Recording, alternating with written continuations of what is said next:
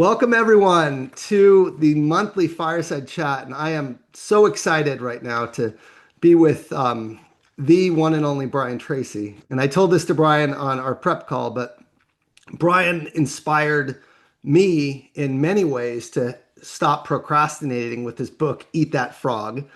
And he also inspired a shift from an inward focus to an outward focus seller, really by shifting the focus from your own commissions to helping others solve problems and achieve goals. And that's made a huge difference in my own career.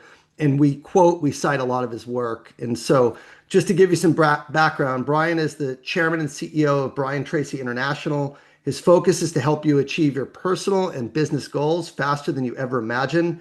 Brian's written 96 books on selling, habits, goal setting, discipline, success, and leadership, including two of my favorites, Eat That Frog and Psychology of Selling. He's consulted for more than 1,000 companies and spoken to more than 5 million people in 5,000 plus talks across 70 countries worldwide. He's also, and my favorite part, been happily married to Barbara for 48 years, has 4 children, 8 grandchildren, and is a dedicated family man.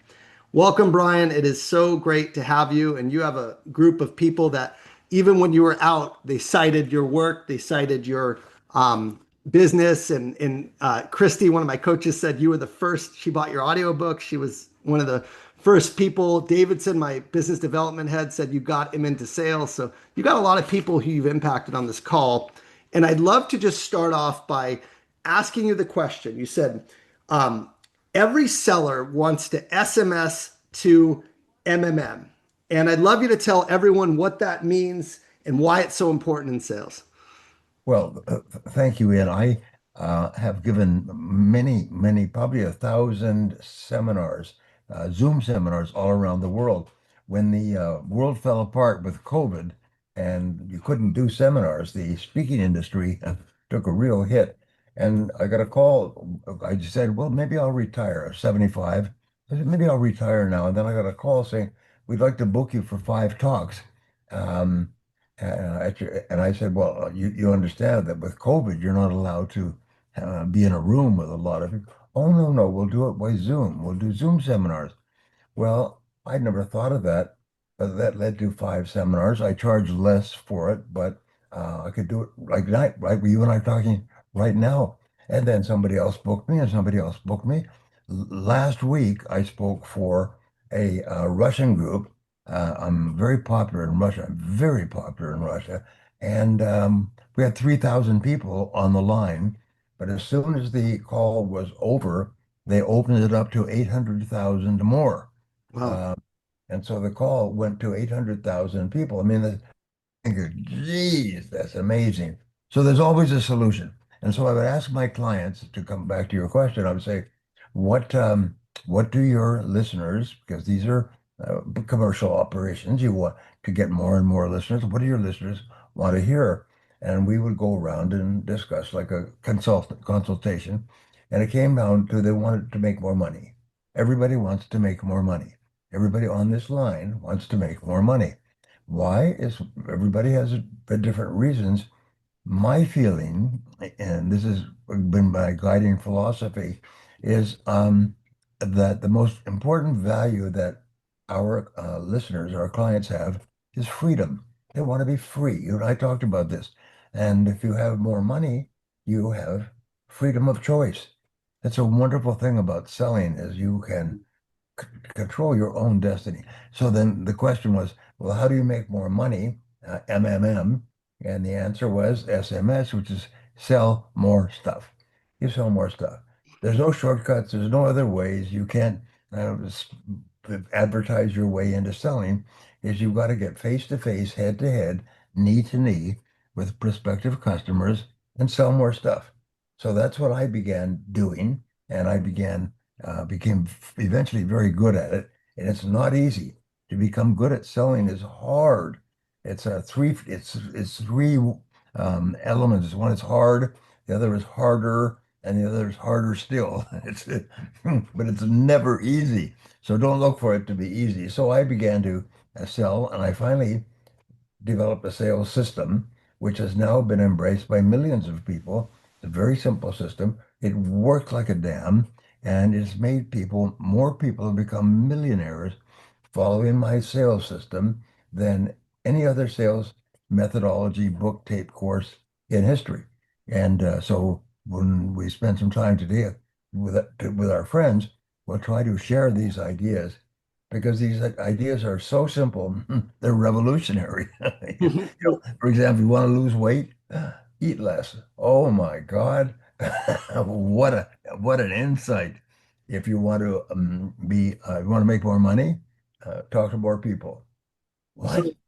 So So go you ahead. have that's a good transition. You have a 7-part seminar that you've been teaching for a long time. You said it's made more millionaires, and I'd love to just um, ask you what you've been doing this for many decades, and I'd love to know like what are the core principles that you've seen in training tech sellers from IBM to every industry in that you teach. If you can give us some of the highlights from the 7-part seminar, or kind of some of the character traits or nuggets that would be most relevant for for I, people even in today's world of AI and shifting technology.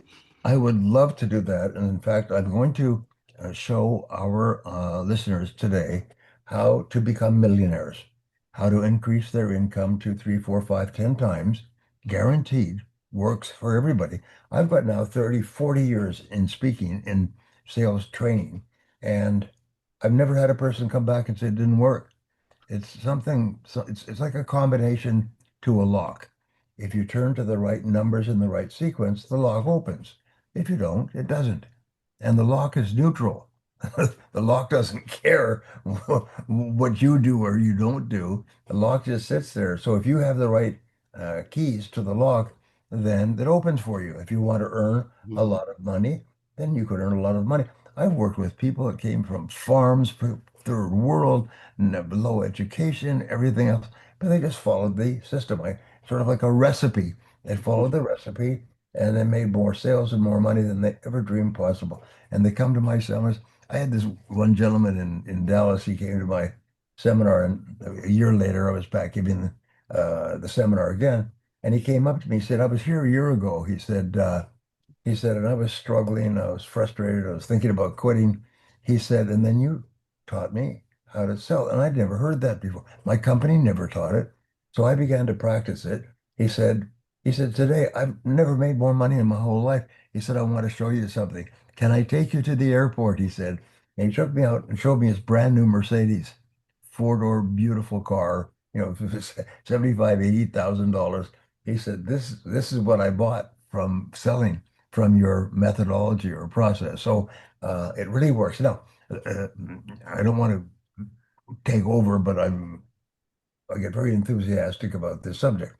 When I open my sales seminars, I start off and I ask, "Thank you very much for being here." I said, "Let me ask you a question." By the way, it's a very good way of opening any conversation because it immediately grabs total attention of the other person. So I said, let me ask you a question. 2,000 people. I say, how many people here would like to double their income? Mhm. Every hand goes up. I said, well, good, because you're in the right place, and I'm going to show you how to double your income and double it again. And it's not that hard, but here it is. The average salesperson, according to the research, makes 2 new calls a day. They spend a lot of time in the office, go for lunches and dinners and come in early or come in late and leave early and so on. But they make 2 new calls per day. So that's one every 4 hours. So here's 2 points. Number one is if you want to double your income, make 4 calls per day. Mhm. Instead of 2, make 4. Double the number of people that you talk to. And there is a law called the law of probabilities, which is very simply this, is that if you speak to twice as many people, you don't know where the sale will come from, but the probabilities are that you will sell twice as much. And people say, well, this is BS. And I've been in my business for 10 years. You can't tell me I can double my income just by doubling my calls. I said, well, this is my favorite question. Why don't you give it a try? Why don't you give it a try before you dismiss it? It doesn't cost anything. I'm not asking you to give me money. I'm just saying, Mhm. organize your time as you talked about and call on twice as many people, and you will double your income. The law of probabilities is not the theory of probabilities or the wish or the hope of probabilities. It's a law that says if you double your calls, you'll double your sales. So people come back to me and they say, I can't believe it. I doubled my income within 7 days. I can't believe it. You mean, I thought it was all BS that you were giving us sort of a motivational claptrap. And I said, now there's one more benefit. What happens to your skills as a sales professional if you double the number of customers that you talk to? What will happen? And everybody goes, you get better? Yes, yeah, that's right. The more people you talk to, the better you get, which Mhm. means that it takes less time to make more sales. And when you make more sales, what happens to your level of motivation? Your incentive is instead of hanging around the office and talking to your friends and going for coffee, you want to MMM. And the way you MMM is you sell more stuff. And so one last point that I learned from Peter Drucker is remember this, there are no customers in the office. There are no customers in the office. If you're in the office, you are officially unemployed.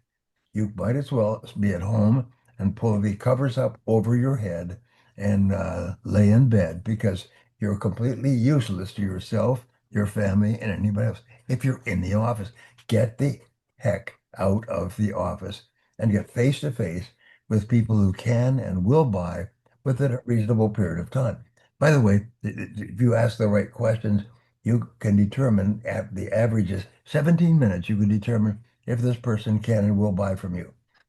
And if you don't do that, then you're going to spend a lot of time with people who have lousy lives, and you're the brightest thing that has happened to them today. So they sit and chat with you, and you talk, and you go out for lunch and have coffee and everything else. And they put you off, and they never buy anything, but they really enjoy it. They invite you back. Why don't you come back and see me again? And these become your social circle, but they never buy anything. So for everyone listening, I mean, it sounds simple, right? Contact more people. One thing I want to call out is two new people, right? Two new people. So in addition to all the pipeline, all the deals, you're still calling new people that you're not necessarily in a sales cycle with. If it's this simple, Brian, why don't more people do it? What are the factors? Is it human nature that prevents people from picking up the phone or reaching out to more people? Is it distraction? In your opinion, like what is the thing that you see getting in the way of people's own success? Well, a major change in my life was when I began to study psychology, and I found that there are two factors that hold people back, and they are the fear. First is the fear of failure, and the second is the fear of rejection. Mhm. And so fear grows when you're younger. It comes from destructive criticism. It comes from negative results. And you grow up with fear. And one of the things you have to do is to overcome your fear. Now, here's the wonderful thing, and I began teaching this before I began teaching sales, is if you do the thing you fear, the death of fear is certain. Ralph Waldo Emerson. Do the thing you fear. Mm, Identify the fear, face the fear, move toward the fear, and the fear goes away. If you back away from the fear, if you look for excuses to not call on new people because they may reject you, then the fear gets larger and larger. Pretty soon it dominates your life. mhm, But if you continually make calls, and I used to go out, sometimes I would run from place to place. I used to joke so I could be rejected more often mm, because the more rejections I got, the more sales I made. I used to make as many as 70 calls a day. And I would just literally, I'd go to the top of an office building and I'd call on every single customer, every single office, all the way down. And I may not make a sale, but I just literally drummed the fear out of my system. mhm, And once you are no longer afraid, the fear is replaced by confidence. And the confidence is, I can do anything I put my mind to. mhm, I have four children, and I knew this before I had any children. And so I've always told my kids, you can do anything you put your mind to. There are no limits. So one of the things that I found, it's the greatest discovery in human history is that you become what you think about most of the time. If you read books on selling, if you listen to audio programs, if you attend a, a talk like this, if you do these things, is eventually your confidence goes up and up, and your fear goes down and down, and at a certain point, it disappears. Hmm. And I found that most fear comes from destructive criticism in childhood. So I resolved that my children would never, never be criticized. So I'm going to give people, we say, you become what you think about, but you also become what you say to yourself. So I'm going to give our friends three things that they can say to themselves, which will destroy their fear, make them confident, and make them rich. And this is before we even start on methodology and process. Bring And it. then three things. Number one is just whenever you're feeling fearful or doubtful, say the words, I can do it. I can do it. I can do it. I can do it. I can do anything I put my mind to. And repeat it. This is called a positive affirmation. And it drives deeper and deeper like a drilling for oil. Goes deeper and deeper. At a certain point, it gushes. At a certain point, you realize, I can do anything I put my mind to. That's the big difference between successes and failures, is that failures are so afraid of failure that they avoid a situation where failure is possible. Successful people realize that the only way to be successful is you have to fail your way to success. You have to fail your way. You have to fail and fail and fail and fail and fail, and then you drill oil. Great story. There was a man in the oil patch. I used to work with some of the big companies out of Texas, and they told me the story about this guy. And he was sort of a driller. He was a wildcatter and so on. And at that time, what they would do is they would get an oil lease on a farm or set of acres, and they would drill down about 300 feet. And if there was oil, they'd hit oil, and sort of like making a sale that hit oil. And he came along and he studied geology and he came up with this idea that below the oil, the initial oil pools, there were bigger pools, huge pools, but they were much, much deeper. Well, it cost a lot to drill even a shallow well. And people said, well, this is BS. You can't do that. It cost too much.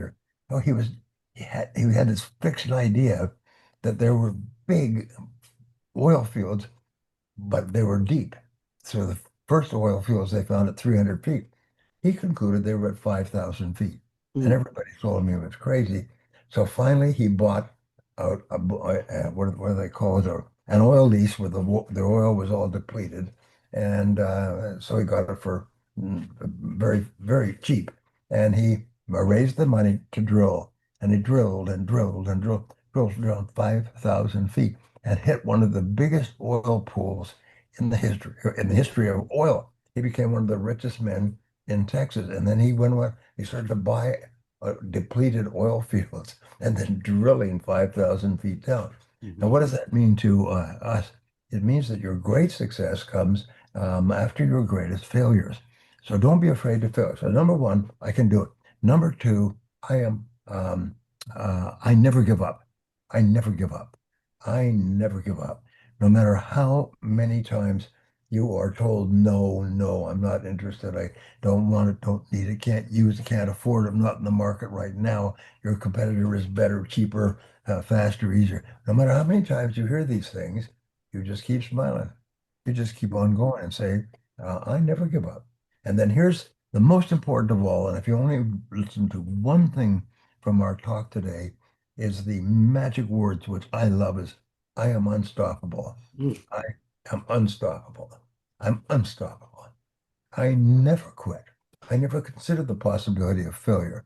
I Mhm. unstop. And what happens? You repeat these over and over, but prior to a phone call or to a phone call or a visit, you just keep saying it. And when you get rejected, which you are going to get a lot, you just say, well, I never give up. I'm unstoppable. I'm Mhm. unstoppable. Now, there's a wonderful thing. You become what you teach.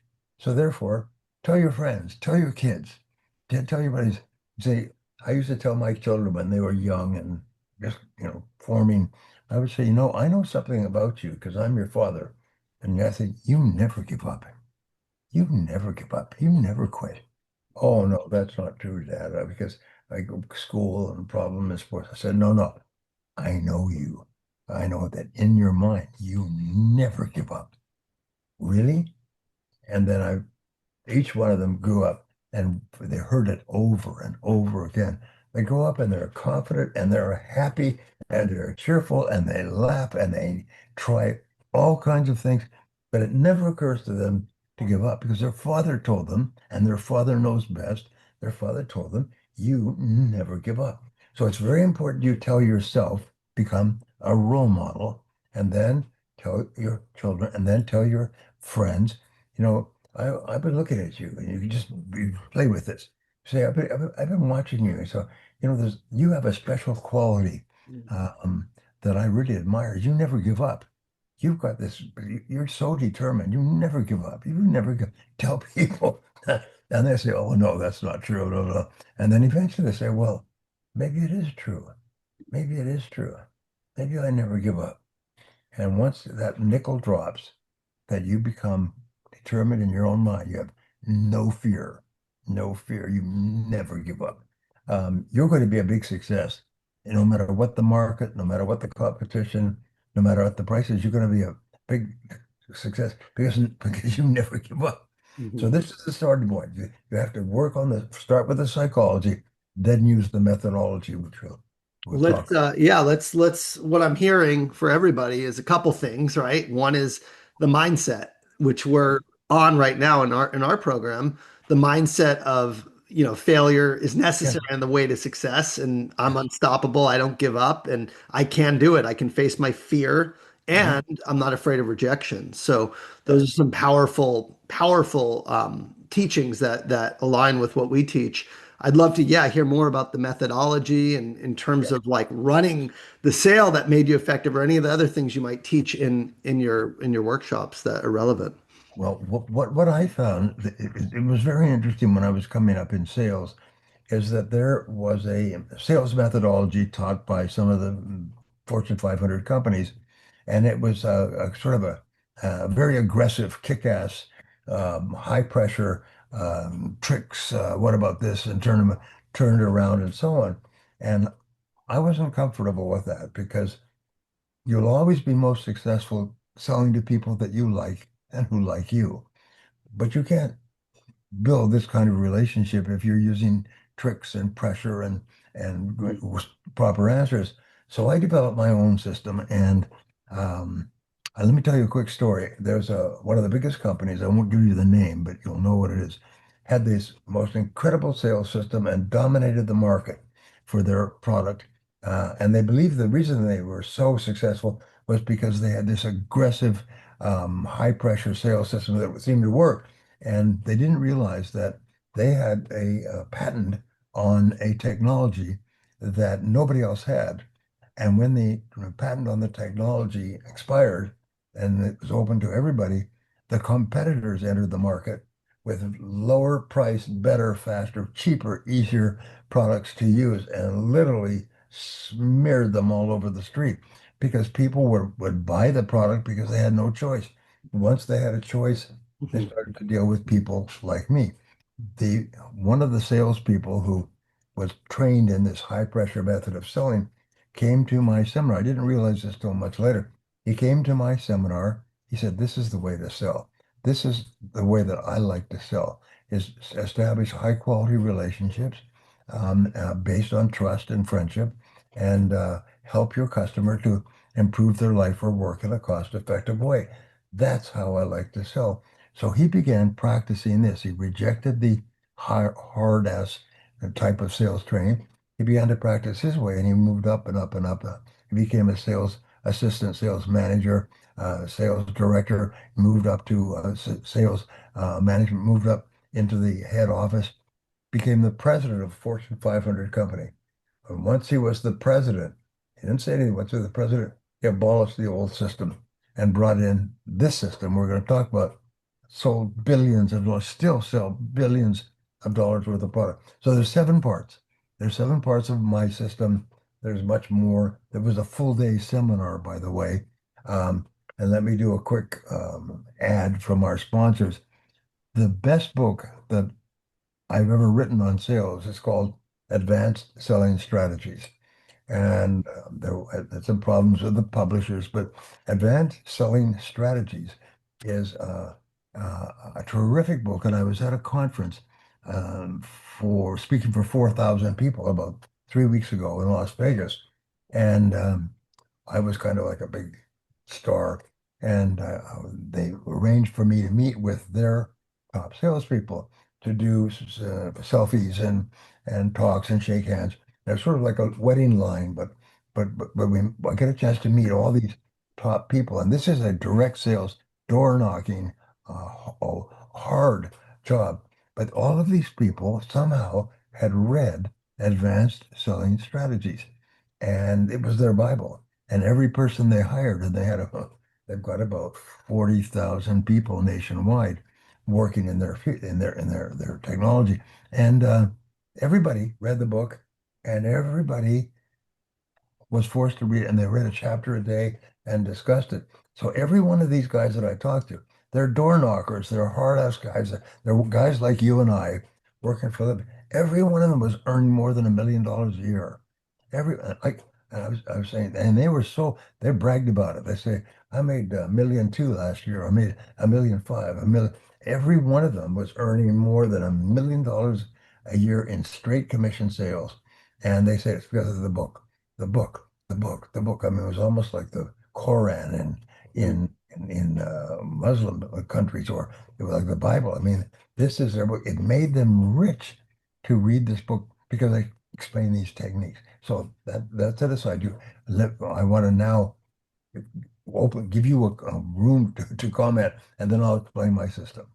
Well, well, first, just I'm honored to have this conversation, and particularly what I wanted to do, Brian, is pay it forward to the new generation, to people watching this, to seeing it on LinkedIn, because your principles I align with, and your work ethic, and your heart, and your heart of service. So I just want to acknowledge your impact on not just the millionaires at the Vegas conference, but on the sales community and the future impact. My goal is to amplify what you teach. So I'd love to hear the seven principles and in detail, to the cliff notes, to the extent that we can do Yes. it, and dive into some other areas too. So go for it. Thank you. Thank you. It's one of the things that changed my life was when I was struggling and I was talking to a top sales guy, who's making 10 times as much as me, selling the same product on a commission basis from office to office, but he was selling truckloads and I was barely staying alive. I was living in a small rooming house, and I said that one of the best weight loss programs, because I lost about 20 pounds when I started off the sales career. That's one of the best weight loss programs in the world, is to start selling without being trained. And I would eat twice a day. I was very careful because I couldn't afford it. And I slept in this little room with a little bed and a little dresser. And then I'd get up in the morning and I'd go and knock on doors. And I asked him, he said, the top 20% of salespeople earn 80% of the money. And I Mhm. said, really? He said, oh yeah, it's a known statistic. It's called the 80-20 rule. I said, really? He said, oh yeah. And I looked at him and I said, by gum, if that's the case, I am going to be in the top 20%. Mhm. And what I learned is that everybody in the top 20% started in the bottom 20%, and then they made a decision. And this is the most important thing in your life. Those of you who are watching, make a decision to be the best. Make a decision to be in the top 20%. And if you make that decision and you just simply do everything you can think of, start earlier, work harder, stay later, upgrade your skills, see more people, give more, just do what you already know to do and do more of it and get better at it, and you'll get into the top 20%. People in the top 20% earn 10 times as much as people in the bottom 80%. And the reason was because they decided to be in the top 20%. And you say, well, it can't be that simple. I mean, just making a decision. Making a decision like this changes your life forever because it's very hard to ever go back. Nobody's going to say I'm going to be in the top 20%. Well, maybe I'll just be, a sucker and worry about money all my life and so on. So here are the seven keys. Key number one is prospecting. Prospecting means finding qualified people who want and need and can benefit from your product or service within a reasonable period of time. So think about prospecting, and you should be able to ask questions when you meet with a prospect for the first time on the phone or live or even online. You should be able to ask questions that clarify whether or not this person is really a prospect. And so don't spend your time on people who are not prospects. People who say, no, I don't want it, don't need it, can't use it, can't afford it, don't have the money, life is terrible, and business sucks. Say, well, I'm sorry to hear that, but you have a nice life and I'll get on with my life. But you'll be amazed at how many people waste their day talking to people just because people will talk to them. Now, I want you to know that if you read enough on psychology, most people have jobs, especially decision makers, that are not very exciting. When you come along, you're a nice person. You're cheerful and you're positive and you're friendly because you want to make a sale, and you're the brightest part of their day. So they'll talk to you and suggest go out to lunch together and have drinks afterwards and so on and so forth, but they'll never buy anything. So therefore, make it be clear in your own mind, is this person really a prospect or are they just a suspect? Prospect versus suspect. Everybody's a suspect until you ask them questions about what they're doing and how it's working and what their plans are for the future based on your product or service. And if they say, well, we're trying to do this and our goal is that and we want to do this, and then you say, aha, this is a person who can benefit from my product or service. Now, why do people buy a product? Number one reason is because of the benefits that it gives. I often used to say to my audiences or thousands of, 2,000 people, I say, by the way, nobody ever buys on the basis of price. And I just stop. This is almost sort of like theater. I stop and the whole audience, 2,000, boo, boo, boo. That's not true. Product price is everything. They ask about price. The price is too high. They can't afford the price and everything. I say, no, nobody buys on the basis of price. They buy on the basis of the benefit that they expect to enjoy as a result of buying your product or service. Price is a factor. They don't want to pay more than is necessary, but it's never the reason. No, they boo, boo. I said, let me prove it to you. Is there anyone in this audience who has a single item about their person or business that is you bought solely because it was the cheapest available? Anyone here? Whole audience stops. Not a sound, not a hand goes up. Of course not. Price is important, but price is not the reason. So don't get worried when people say that costs too much. It's more than they don't have any comparative factors. So therefore, a prospect is someone who can benefit from what you sell far greater than the price. So number two, so don't spend time with people who cannot or will not ever buy. Number two is building rapport and trust. And from my teachings, and everybody knows from my books and courses, this is the turning point. It's the hinge on which the wholesale swings. Is do people like you and trust you? If I like you and trust you, I'll actually find a way to buy from you. If I don't like you and don't trust you, I won't buy from you even if it's free. So therefore, the second part of the sales process is to build rapport and trust. And here is how you do it. It's so simple. It is that questions build trust. Mhm. Questioning builds trust. You ask questions and then listen patiently to the answers. The very best salespeople don't talk all the time. The very best salespeople ask all the time. And here's another thing is I always do, I learned this, is take a pad and say, may I take notes? And customers are always flattered when you want to write down their notes. They say, I don't have a really great memory and I don't want to forget a single word. May I take notes? And then pull out your pad and just write down what the customer says.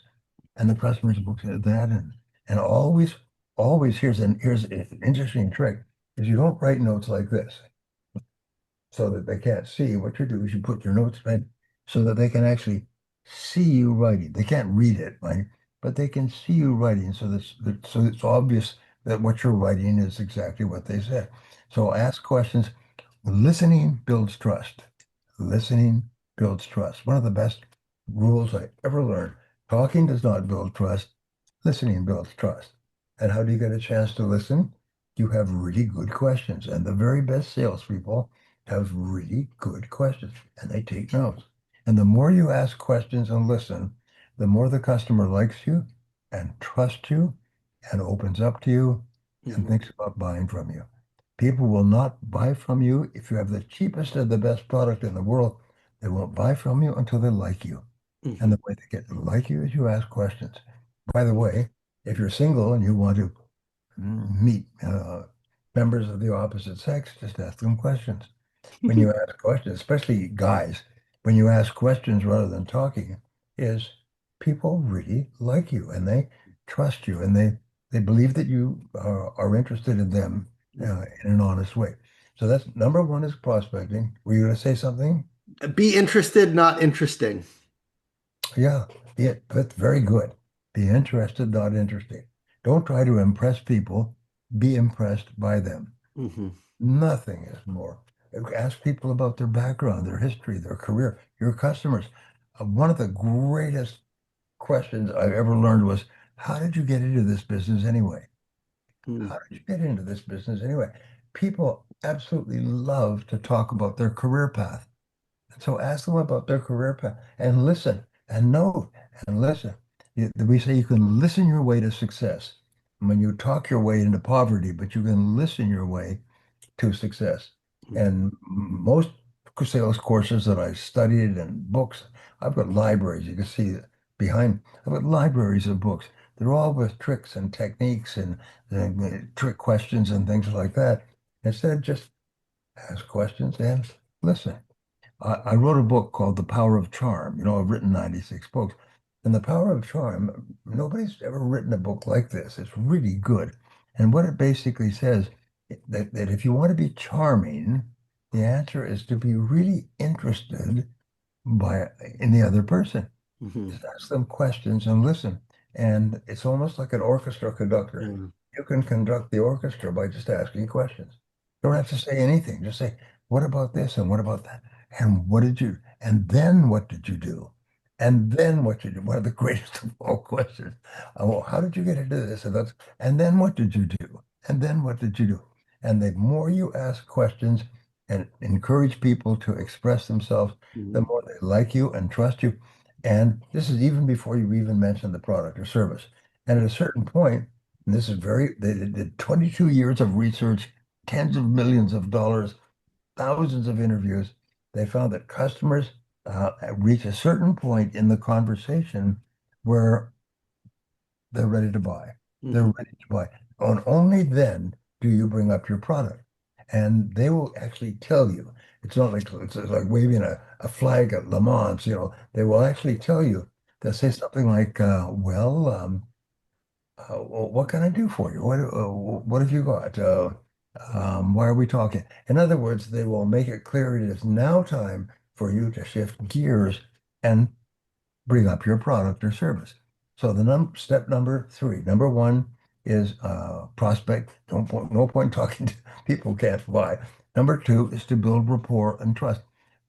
I've worked with professionals, I still remember them, that actually came and had 3 meetings with me before they mentioned the product because the timing wasn't right. Mhm. Some salespeople will start talking about their product before they've even established even rapport. So the number three is questioning. And questioning is where you ask questions about what the customer is doing in the area of what you sell. But you don't do it earlier than that. The earlier part is ask questions about themselves and their career and what they're doing and how their business is and so on. Number three is you ask them about their product and service requirements, and they will tell you. They say, "What about this and what about that? And are you doing this and are you doing that? And how is that? How is that working for you?" Make no effort to sell. when you're doing a question, when you're asking questions. Now, here's an important point. See yourself from this day forward as a doctor of selling, a doctor of selling. Now, how does a doctor practice medicine? They do three things. Number one is, of course, they established a reputation. So, number one is they do an examination. And the examination is they ask questions and what about this and what about that and check and so on. Number two is they do a diagnosis. And the diagnosis is this is your situation. And number three is they have a prescription. This is what I would recommend based on what you have told me. This is what I would recommend for you. So it's always examination, diagnosis, prescription. It's a, and they found the highest paid salespeople. And we're talking you and I are only interested in people who want to earn more than $1 million a year. That's what we're talking about. Other than that, it's not a good use of our time. If you want to earn more than $1 million a year, this is how you do it. This is how they all do it. This is why more people have become millionaires with this system. If you follow it, takes tremendous discipline to follow it. Okay, number four is you then make a presentation. The Mhm. sale is made in the presentation. Mhm. The sale is made in the presentation. If you have set the stage, if you've done everything we've talked to up to now, you say, well, based on what you told me, let me show you what we can do for you. If you're given a prescription, what you would do is you say, based on what my diagnosis, I would suggest you take this, and this is what will happen. This is how you'll feel the first day, second day, and so on. They tell you the benefits of the prescription.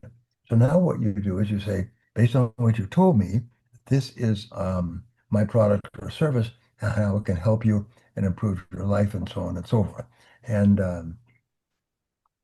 I'm going to give you a sales closing technique that it should be illegal. Probably is in 29 states. But anyway, don't let me forget it. So anyway, so then you make the presentation, and that's number four. Number five is answering objections. Is there are no sales without objections. People are very concerned about getting the wrong product or the wrong service or paying too much or being left in the lurch after they bought it and so on. Everybody has what we call burned fingers. They burned their fingers buying a product or service, and that you have to deal with the fact that somebody else has hurt them, and so therefore they will ask, "What about this? What about that? What about this? What about that?" And think through answer with respect. You always say, that is a good question. Never objection. That is a good question. Let me see if I can answer it for you. That is a good question.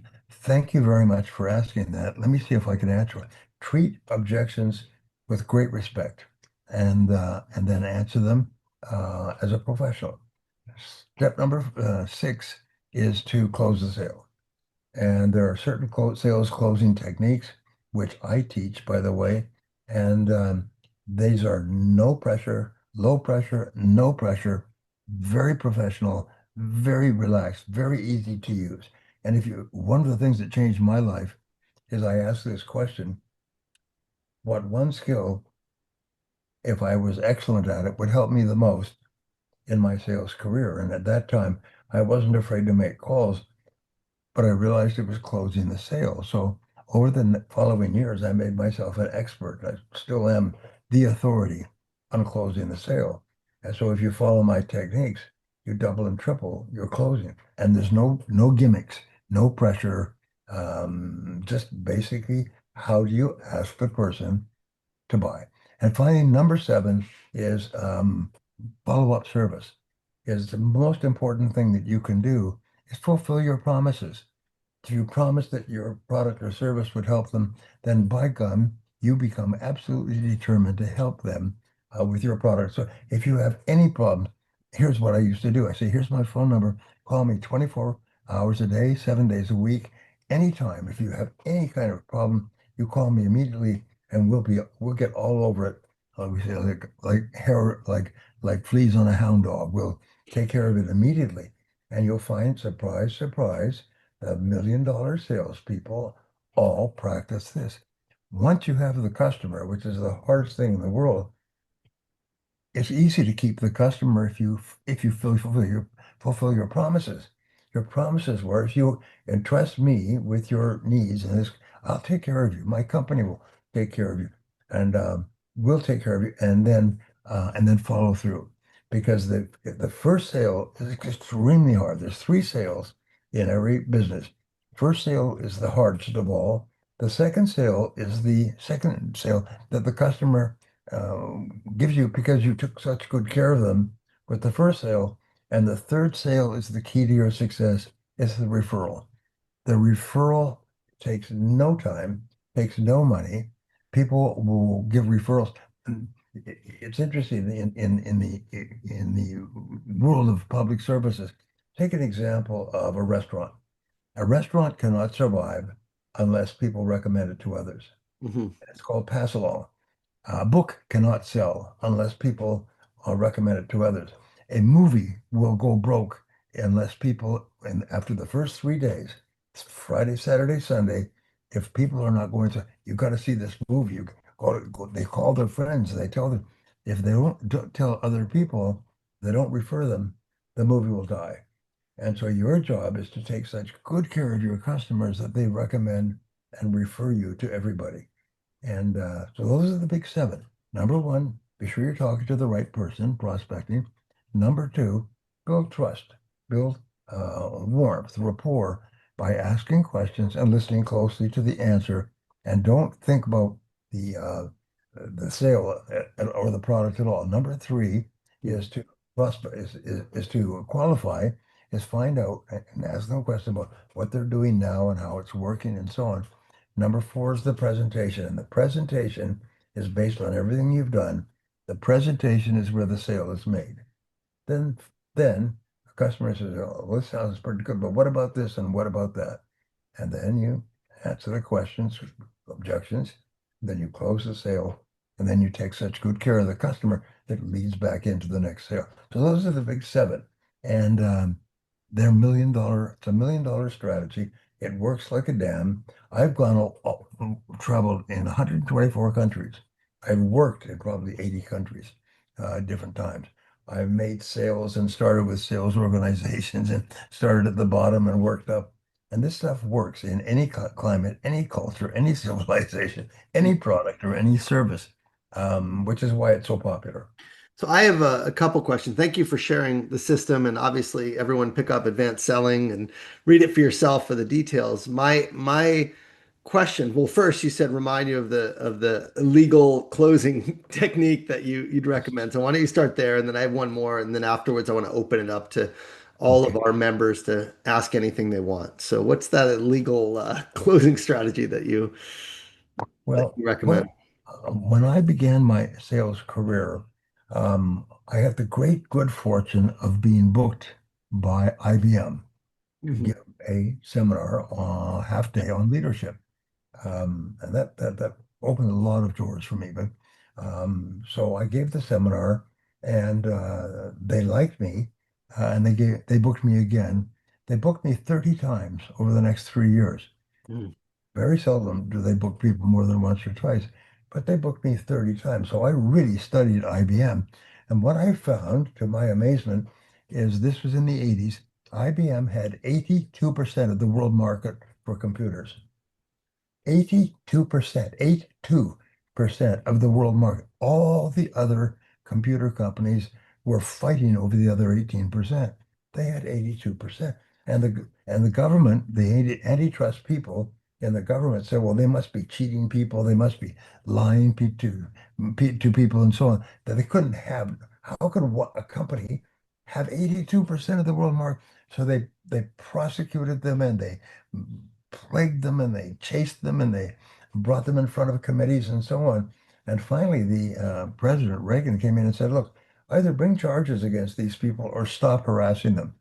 And so they came and they said, well, we found out why they have so much of the market is because customers like them and trust them and are happy with the way they are serviced. And IBM at the most expensive products, they were never compromised on giving discounts or anything else. They charged more and they had more business than anyone else. So how did they do it? And this was it should be illegal, but it was so beautiful. Is what they would do is they would come in and just like we're talking, they would use this methodology and they would get notes and information about how they were now processing information, which is used a lot of staff and a lot of expensive staff. And they were selling 100,000, 500,000, $1 million, multi-million dollar computer systems. And so they would come, they say, based on the information you've given me, let me put together a presentation and let me sit down with some of your key decision makers and show it. So what they did is they presented a strategic planning program. This is where you want to be in the years ahead. These are the things you have to do. And this is where using computers, our computers comes in. And they show that if you buy these computers, hundreds of thousands, millions, it doesn't matter, that within 2 years, 2 months, 3 days, they will pay for themselves. Mhm.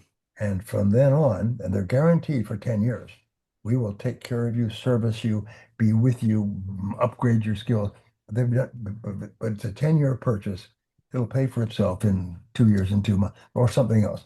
But they would show, based on the savings used in information technology, that their programs, their products were free. They actually were offering $1 million products for free because they paid for themselves plus a profit. And this was the key. Oh God. They said from the day they pay for themselves, you're making a profit. You no longer, you're actually making money. More money is flowing to your bottom line in terms of net profit. And if you've ever been in business, especially large business, what is it that people are concerned about? It's net profit. I mean, you're talking about what they think about night and day. Their whole future is determined by the net profit. So you're free plus a profit. I Our love programs, if you qualify, if you are qualified, are free plus a profit. And what I have found, and I used to teach this is that when you use the word free, it causes people's legs to go weak because people love the word free. Just demonstrate that buying your product or service, if it's possible, they're actually free because the benefits will be greatly in excess of the cost. So they're free plus a profit. And they had 82% of the world market in one of the most complicated technologies in history. Yeah, And I they made love it, and it's over. so relevant to now. Everyone here is selling tech, selling software, and payback period is what we use, right? When does this thing pay for itself? And afterwards, here's the return on investment. So again, these principles are tried and true, especially with AI, especially with software where you're automating manual steps in the same, yeah, maybe it's the 2020s, but it's the same principle of what IBM was doing in the 80s to automate a lot of the manual work that computer systems at the time. Now it's the AI revolution. It's the same opportunity with AI replacing human manual labor. Yeah. I wanted to ask you, Brian, because I want to open it up to the group, and we got about 60 people still on. One of the things I admire most about you is your productivity, and specifically writing, the amount of books that you've written, 96 books. And when I talked to you about this earlier, you said the happiest people in the world are the ones that are the most productive. Happiness is comes from producing and creating. Because I asked you, how do you keep going? It's like, well, makes me happy to serve, to produce, to create. I just want you to dive into that one principle of the happiest people are the most productive. If you can just elaborate on what you found over the years and why that's the case, I think that would be because a lot of people think productivity, yeah, it's hard, it's a grind, but you look at the opposite way. So what's your take on this? Well, when I began to study psychology, I came across the work on self-esteem. And self-esteem is defined as how much you like yourself, how much you like yourself. And the more you like yourself, the more risks you take, the more things you do, the happier you are, the more confidence you have, and so on. And when you produce a lot, when you are more productive, you like yourself more. You feel like a winner. It's just exactly like a person who's comes across the finish line first. You feel like a winner every time you create or complete a transaction, is do something and finish it, you feel good about yourself. You feel motivated. You feel happy. And the number one aim of all of human life is to be happy. Behind every single motive, there's a second motive and a third motive, and it finally comes down to happiness. So if you want to be happy, then what you do is you start and complete your tasks. So you set a goal. This is why my work on goal setting is the most popular in the world now, in 39, 40 languages. Yeah. Oh, thank you. So it's that this stuff is neat, isn't it? Do you want us to tell everybody what this is? Ian, you're on mute. I I can't was hear. gonna say I got my goals right here. Goal setting, Yeah. productivity. Brian, you can share what this is, and I learned it from you. My, I have mine here too, because I write my goals. Ooh, I write my goals every day. And what happens is when you don't have goals, it's like a car without a steering wheel in a huge parking lot. It just meanders and rolls around. But if you have goals, you go straight like an arrow. And the only goals that matter are written goals. If you don't write it down, it has no force or effect. It's almost like trying to shoot a rifle with your eyes closed, no matter how good the rifle is. And each person, my friend Dennis Waitley, who just died recently, said that you have more potential than you could use in 100 lifetimes. The average person uses never more than 3%. But when you have written goals and plans to achieve them, you bump that to 10, 15, 20%. And the more you accomplish, the happier you are, and the more energy you have, and the more you want to do what you're doing to get this great feeling of self-esteem and self-confidence. And the magic words are I like myself. I like myself. I like myself. And when you do something productive, you like yourself even more. Now, here's the flip side. If you make a list of 10 things you have to do today, put it goals aside, is there's number one. If you complete that, it's the most important of all. Give you the biggest bang for your buck. Number two, number three, things at the bottom of the list, you can do them all day long, and they don't give you any self-esteem. They don't give you any bang. They don't give you any satisfied, clean up my desk and put stuff in the wastebasket and so on.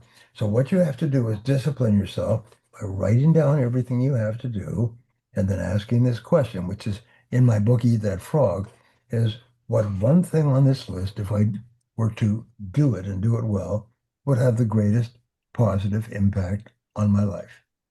Greatest positive impact. And then put a circle. And you know what it is. It jumps out at you.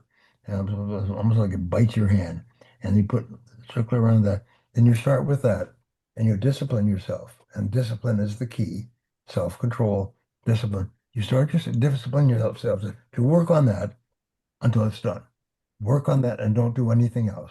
Come in first thing in the morning. Best thing is to plan your day the night before. And then when you start work, you hit it like a starting of a big race. You don't just cruise off onto the racetrack. You hit it and smash it down and work on that.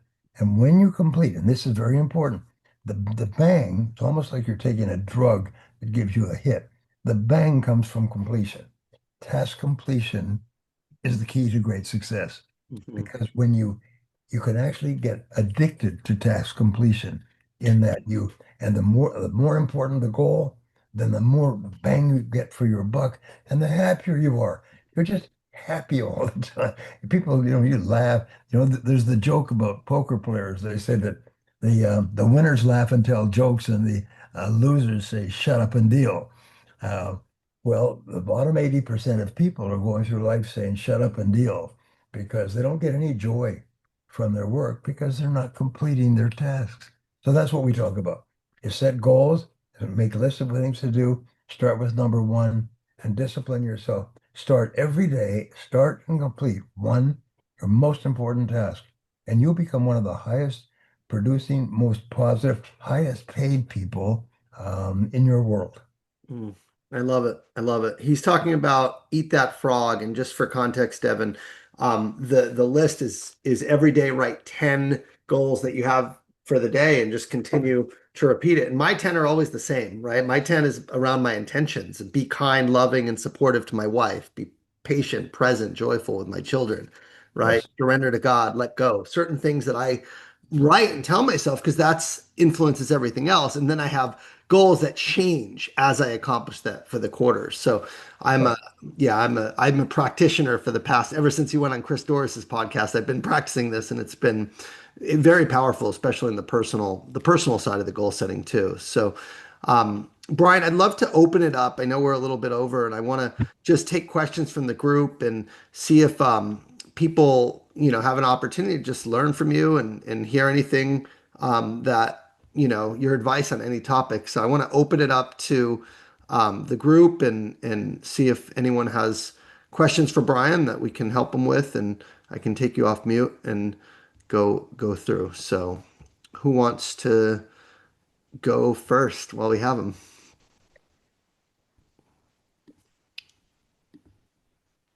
Tamara, you got any questions for Brian?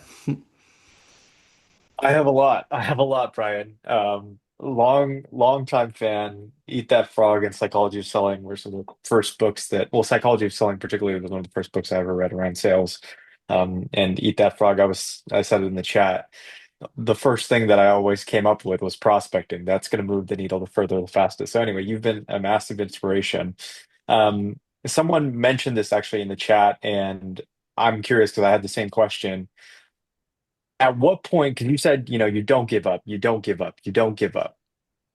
At what point do you decide that, kind of sort of the grit versus the give up conversation of I just need to keep going versus I'm not doing the right thing and I need to alter my focus or change my focus or do something else to make this work? At what point do you decide that? Well, I have a golden triangle of success, and it's 3 points, and they're what I've learned over my entire life. And number one, surprisingly enough, is just to accept responsibility. Top people accept responsibility, no excuses. Um, they don't look for other people, other reasons. They say the magic words, I am responsible. I'm responsible. If I'm not happy with any part of my life, in this business, if you're in business, it's income. You want to double your income, set it as a goal and write it down. People say to me, I want to earn more money. Good. Well, show me your written goal that says you want to earn more money. So they say, well, no, I got it in my mind. Anybody who has it in their mind, it's like cigarette smoke in a big room. It's all just disappears. And so 80% of the population is fantasies. They don't have goals. They have wishes and dreams and fantasies, but they're not goals. Uh, uh, can you imagine if you finally made a lot of money and you decided to build a beautiful house, your dream house, and you called the best contractor in the city, and you called him and said, "Look, I bought this piece of land. It overlooks the golf course, and I want you to build my dream house on this." He said, "Well, great. Do you have any blueprints? What's?" "Oh no, I've got it all in my mind. I know what I want. It's going to have bedrooms and living rooms and windows and things. But what do you have a blueprint? I mean, do you have any plans?" "Oh no, you don't need that. Just build the house." Well, that example is what you said. Person must be crazy. This person must be crazy to even think of building a birdhouse without a blueprint. It's the same thing with most people. They have an extraordinary intelligence and talent, unlimited ability, but they don't have any written goals. So the first thing you do is clarity. I've done strategic planning for more than 1,000 companies all over the world, including multi-billion-dollar companies. And I sit down with the senior executives and I introduce it. I said, our first word is clarity. We need to be absolutely clear about these things. And so I take them over through a 3-day program. By the time they're finished with the 3 days, they're absolutely crystal clear about everything that they want and need to do to accomplish the goals and achieve the financial results. And they say it's extraordinary. Writing it down and having everybody on the same page, if you like, is extraordinary. And you can do it yourself. So therefore, in sales, um, never expect it to be easy. It's never going to be easy. It's going to be hard. So your job is to get better at what you do. Call on more people, call on better people, and make better calls, make better presentations, and of course, take such good care of your customers that they tell all their friends to buy from you as well. You're getting me going on this subject, but that's what happens is there's a direct relationship between frequency of activity and the likelihood of success. So therefore, make more calls, double your calls, make more calls, make better calls, make more calls, make better calls. And Mhm. by the law of probability, our dear friend, I took a university course on this, and I had to learn um, what is it, differential calculus in order to do probability theory. I was so bad at it because I failed out of high school. I had to take it twice. So to this day, I hate probability theory because it was so hard. And I had to hire a tutor to take me through the differential calculus. But I never forgot that there's a probability that everything can happen and you can influence those probabilities. That is extraordinary. That means that there are no limits to what you can do if you're clear about it and you write it down and you make a plan and you work on it every day. And I think, Brian, we're adding the whole grit versus quit. Grit means a lot of people associate it with just grind it through. It Mm. doesn't mean do it better. It's really that do it better, get better.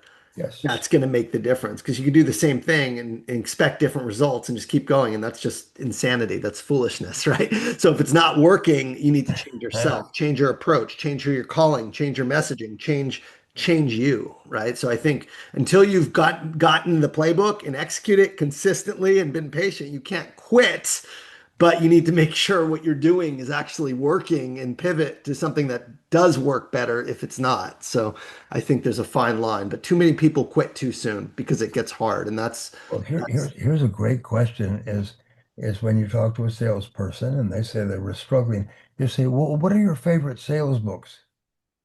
The ones that you read and underline and review on a regular basis, and then go silent and wait. Mhm. And your highest paid salespeople, and I've spoken to about 2 to 3 million salespeople in 64 countries. The highest paid salespeople, without exception, will say, "Oh, I read this and I read that and I read this and I read this about 3 times and I read this." The lowest paid salespeople will, huh, huh.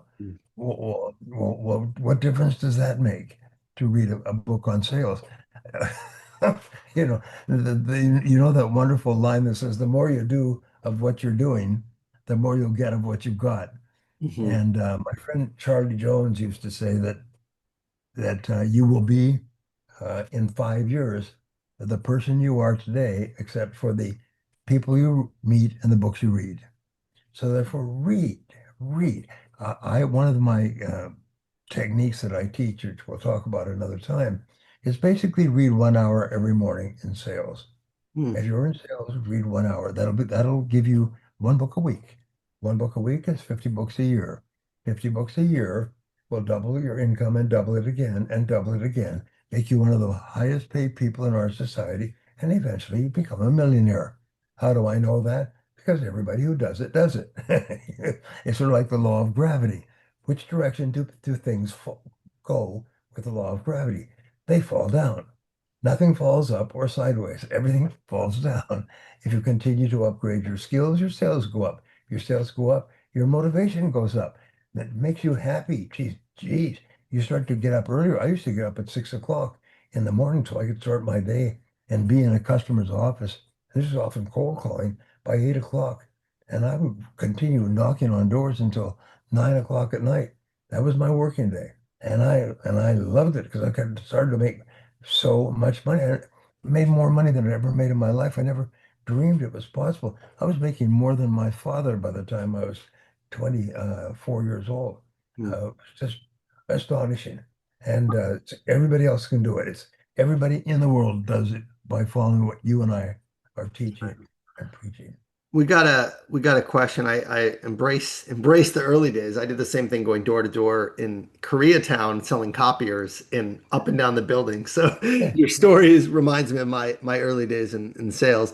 Kelsey asks, Brian, what's your biggest life hack for keeping a positive, winning mindset through the highs and lows of life as a seller? Well, you need a track to run on. And the track, we should probably share this because it's so simple. Is I've taught this to people. I say, if you want to double your income, here's a guaranteed way to do it. And what Ian and I do is we take a spiral notebook, and this is the exercise. It's it's so powerful, it should be illegal. But just write down 10 goals. Write down at today's date and 10 goals in the present tense. I earned this amount of money in 2025. I weighed this amount. I achieved this. I accomplished that. I I drive this kind of a car. I live in this kind of a house. I travel on this vacation. I meet this kind of person. Whatever it is, write it down.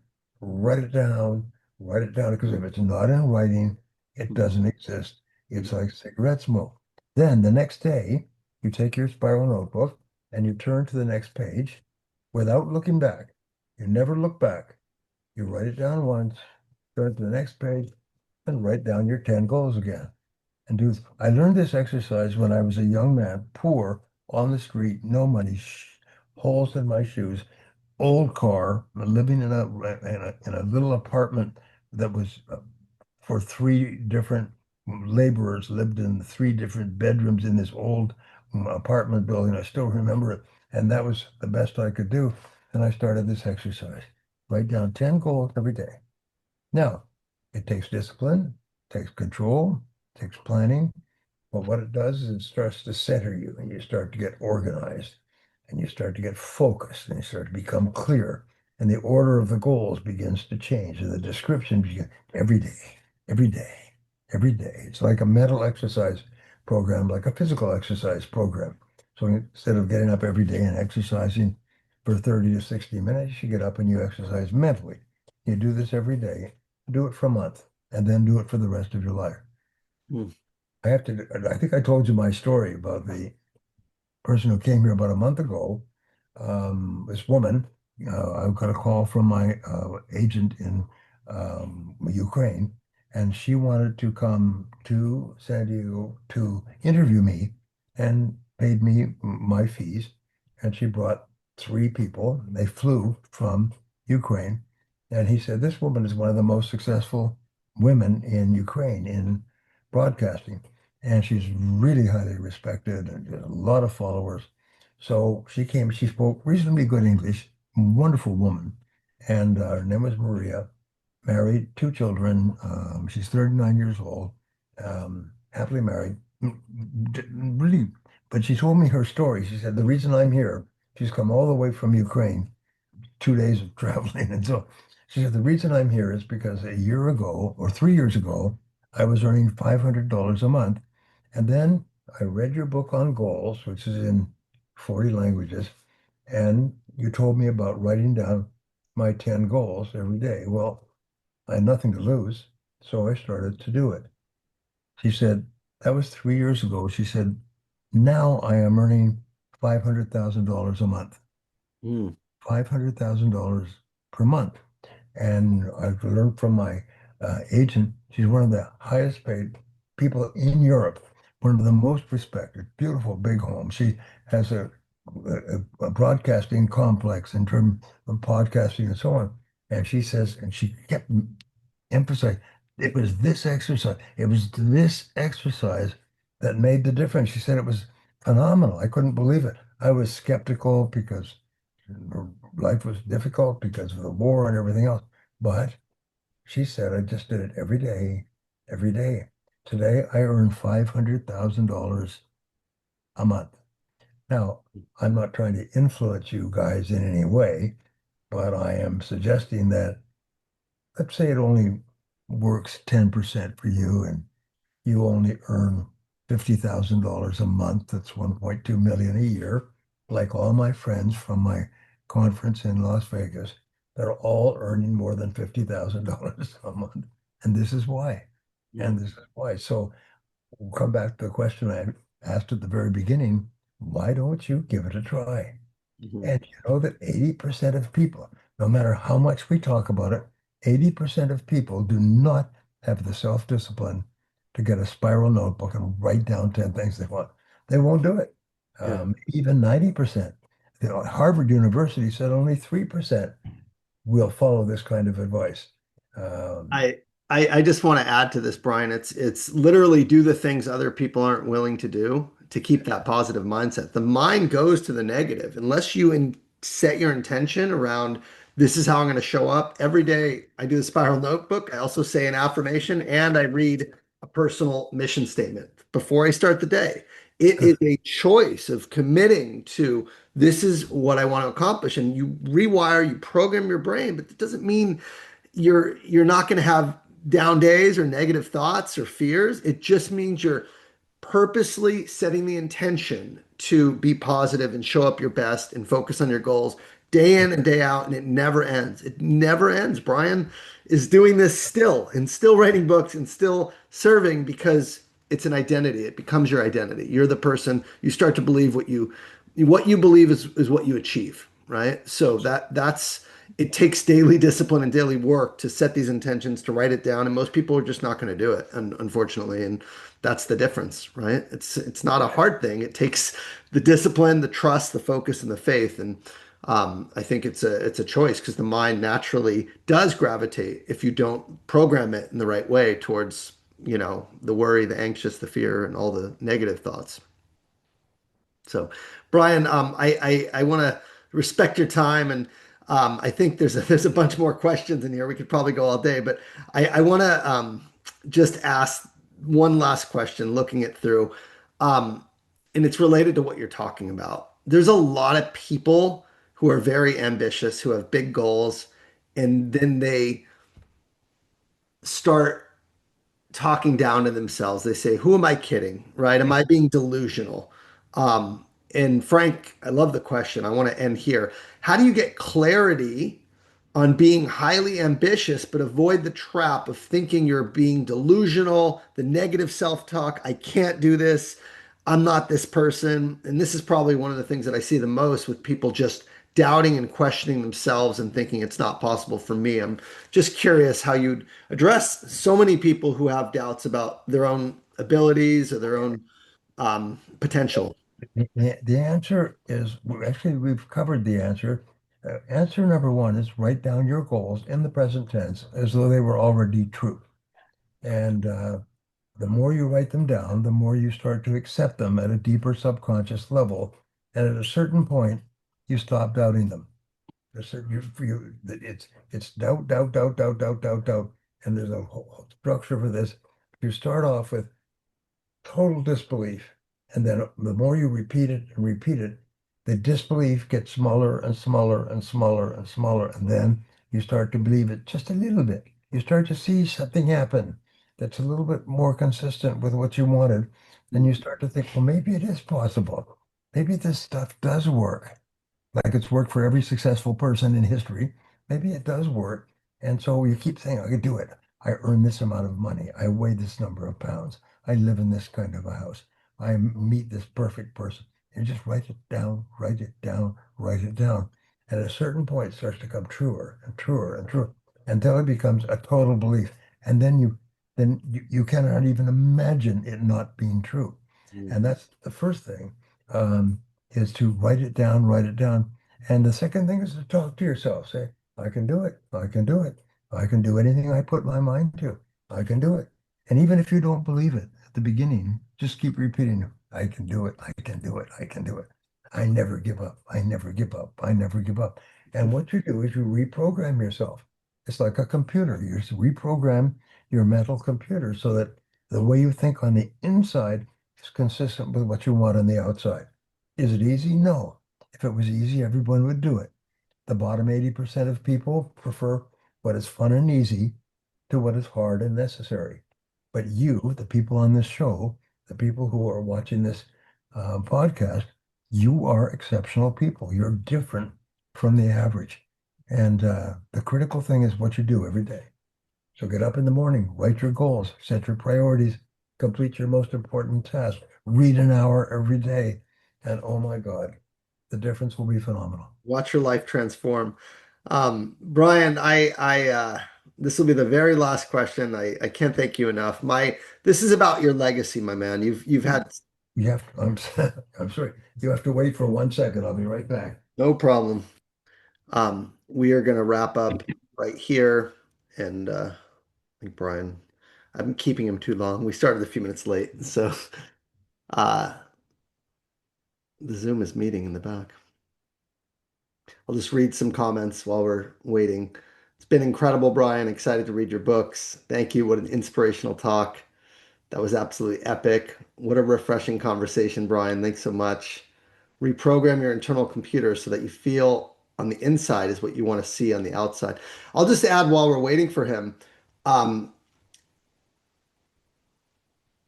the affirmation piece is really, really important, right? I woke up today feeling sick. I woke up feeling down and, less motivated, less driven. But I feel great now because of being in motion, right? I said this on the call yesterday, but weak is the man who lets his thoughts determine his actions, and strong is the man who lets his actions determine his thoughts. So if you're thinking I can't do it, but then you take the action of saying an affirmation and a mission statement, writing it down, and making the calls and showing up anyway, you're going to feel better afterwards. So do the action anyway, even if you don't think it, even if you don't feel it. Um, some of these things in here, it's literally going through and saying how I'm going to show up today. It's not about the goal. I have one goal that's revenue related on here. I write down every day, be kind, loving, and supportive to Sandy. Be patient, present, and joyful with Max and Luke. Serve with all my heart. Help Max manage his emotions. Coach Rich and Christy, which is a short-term goal. Honor my calendar and start on time. Meditate 10 minutes a day. Sell 1.2 million in Q2. Trust God and fully surrender and tell people about God. Every day, these are the intentions. It's not make 20 dials. It's how am I going to show up? How am I going to serve? How am I going to work? Right? It's who are you being? Not so much what you're doing, who you're being. I am successful. I am facing my fear. I am having authentic conversations. I am serving from the heart. The power of this stuff is incredible. And I learned a lot of it from Brian. Learned a lot of it from Byron Katie. Learned a lot of it from Tony Robbins, from Jim Rohn, from Napoleon Hill. This is not just Brian, right? These teachings are tried and true. If you want a positive life and achieving your goals and dreams, you have to be intentional with what those are and what you want. And you have to show up every day with discipline, with drive, with purpose. And it's a daily decision. So I think for everyone, I'll edit any wait time, but I hope this is very valuable um, for you guys, for just the stuff we teach in this program, the mindset, because it's just reinforced by everything's Brian's saying. And it just makes a world of difference. Thank you, Brian. Thank you for staying over with us, by the way. This is pretty epic for our group. And again, my last question for you is I want to amplify your legacy. I want, long after you're gone, long after I'm gone, I want your teachings to prevail for generations to come. And my last question is based on everything you've taught over the years and every lesson you've learned. What's kind of the one most important lesson that you want everyone to walk away from, not just on this call, but forever, that will lead to a happy, fulfilling life, for them? If there was one thing that Well, from all your work you can convey. the biggest obstacle we have, I came from a family that had no money. I didn't graduate from high school.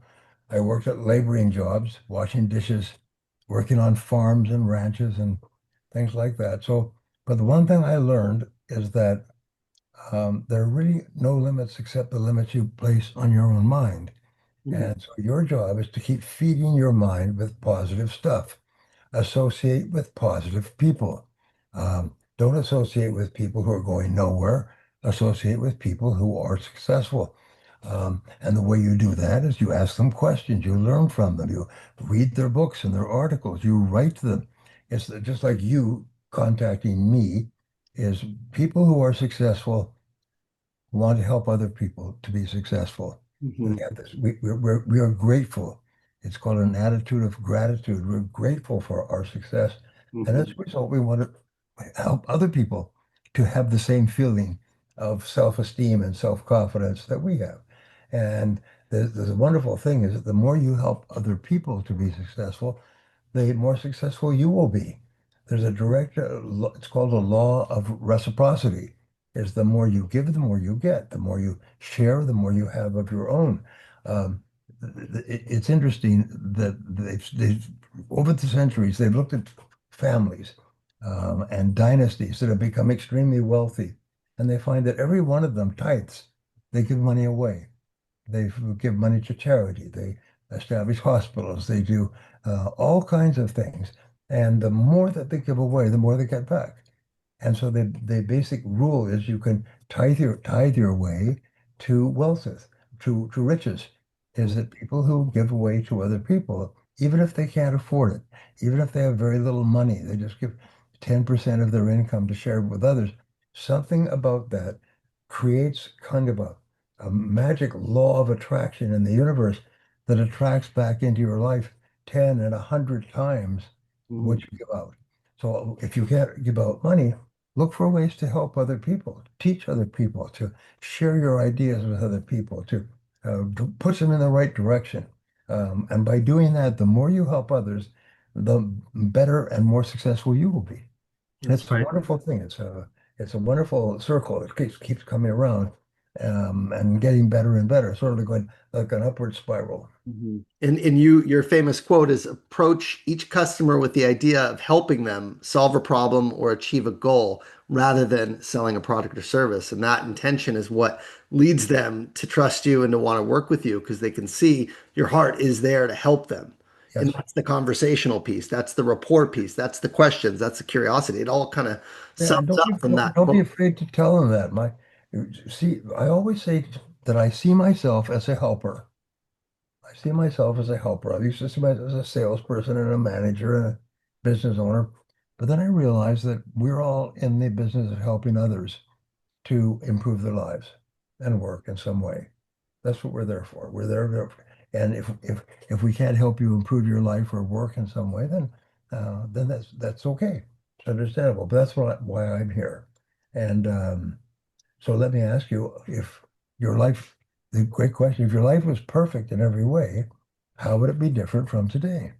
If your business was perfect in every way, how would it be different from today? And help people think about that. So, because most people's thinking is all over the place, it's unfocused. You have to be focused. I used to ask these two questions. Actually, they changed my life. Question number one, if I could achieve any one goal, what one goal would have the greatest positive impact on my life? Mhm. And number two was what one skill would help me the most to achieve that one goal. And so then it's called the law of indirect effort, is you focus all of your attention on developing that skill. And surprise, surprise, you achieve the goal. And once you do these two things, it'll occur to you that there are no limits for the rest of your life. All you have to do is decide what you want and decide what you're going to have to do well to achieve it. And that's not so hard. And they say that you walk before you run, you crawl before you walk.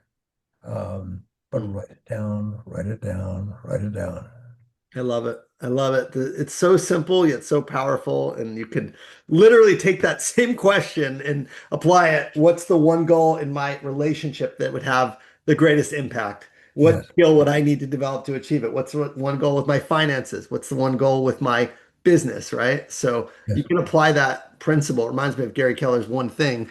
but you can apply it to any area and then it will pivot and you just keep pivoting and your whole life is this journey of growth. And, before you know it, you have massive abundance in all areas of your life because you keep focusing on getting better and developing yourself in those areas that need it. So with that, Brian, we've kept you an hour and a half, and I really just want to thank you for your work. Thank you for your heart of service. Thank you for paying it forward. I mean, clearly, you've had such an impact on so many lives, and you're still giving in this stage of your career. And I'm very grateful for this conversation for you. I know our community is too. I've looked at the chat, and it's full of a lot of really positive, feedback and transformational type of messages and feedback. Is there anywhere, if you want people to follow you or connect or learn from you, anywhere you want to send them or recommend for people to dive in more to your work or your content? I'm just trying to think. If you just come to Brian Tracy, Brian BB at briantracy.com and get on get on with us. All of my social media and other things go from there. Now the numbers are in the millions, 7, 8 million people. We're starting to do podcasts and broadcasts with some of these ideas. So just come to us, and we will send you some information. I have people who do that, by the way, but Of course if you do. you'd like to keep track, then by all means. And I wish you the very best of success as well, and also Tanvir yeah, and who else have we got here? We, we Oh, got and Davidson Ahang. Where are you from, Davidson? I wonder. Anyway, it's a pleasure to be with you, and I look forward to talking to you again soon. Thank you, sir. Appreciate it. We'll get this out to as many people as we can. And thank you so much for your service and your There you generosity. are, Davidson. Nice to see you. Thanks for turning it on. Davidson said you got him into sales. He said the reason he got Davidson. You want to tell him while you're talking the reason why Oh, you're here is because of I know Brian. him. He's Yeah, he's yeah. the he's the Thank guy you who so wants much. he's the guy who wants to be rich. That's it. That's the guy who wants to be rich. Is There you that go. We'll true? get him on here. See you again. All right, everyone. Thank you, Take Brian. care. Bye.